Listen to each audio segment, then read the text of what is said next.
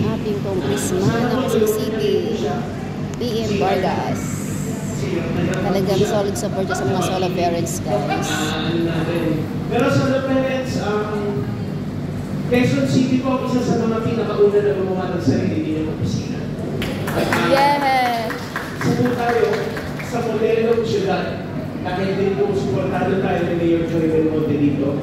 At tungkol siya po ako noong 2019, ang pinakaunang ordinansa ginawa ko sa buong buhay ko ay i-establish ang Solo Parents Affairs Office dito. Yeah, thank you. Kami po ay alay-alay namin ni Kuya sa aming anak.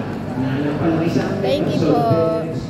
Sa inyong mga nagkaroon ng graduation yung anak ngayon, siguro na meron ba dito? Yes. Nakita niyo ako? Yes. Nag-speech yun eh. Doon po ako sa North. Sa North Fairview po. North Fairview. So, ano po doon, iba ang pinagdadaanan ng solo parent. Opo. At kami po nakakita noon din ng mga apat na anak ng nanay natin.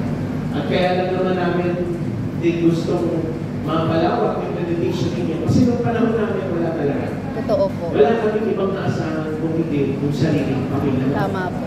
So ngayon, ito, pamilya nyo na rin yung Quezon City po, sila Mayor Joy. Yes. Congress ninyo, para makuha po ninyo yung mga benepisyo ninyo. Sana lang talaga, kasi magkakaroon ng discount din yan sa mga grocery, di ba? Please, tanggalin po natin ang discount sa Red Horse, Alfonso, tsaka sa mga anak para hindi na po madagdagan yung ihaalagaan ninyo.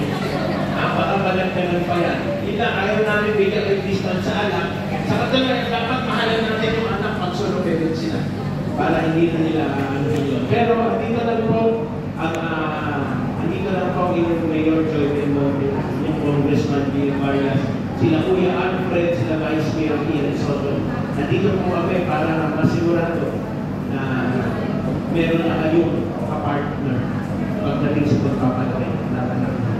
Yes. Thank you so much po. Alam ko kasi, meron ng percentage ng pamahay ng Quezon City sa solo parents na nakalaan. Yun yung plano namin, napag-usapan namin nila Mayor Joy.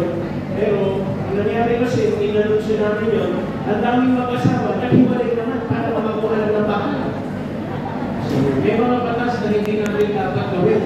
Kasi makakasira tayo ng ating pamilya. Gayun pa man, sa District 5, isa tayo sa may pinakamatibay na solo parent support program. Yes. At yan tayo sa SSTD, na mga kasama natin sa SSTD, kay Ma'am Joyce Talion, palakpakan po natin. Solo parent din pa kayo. Congratulations. At kay Ma'am Maria Rosanta Tumbrique, ang SSTD staff natin. And of course, ang ating solo parent head ng District 5, Arlan SPB2.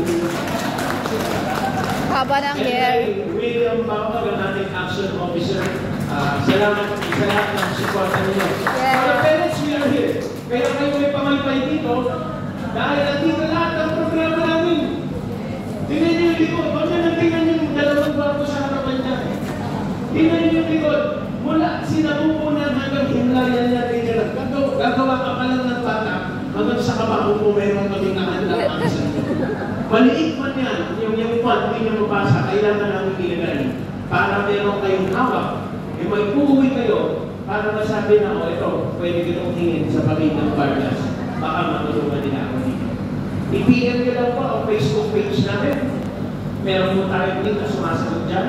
Kaya, solo parents, salamat sa pagpunta ninyo dito at welcome sa pamilyang Vargas. Welcome sa alagang Joy Belmonte sa Quezon. Thank you so much din po. Maraming salamat po.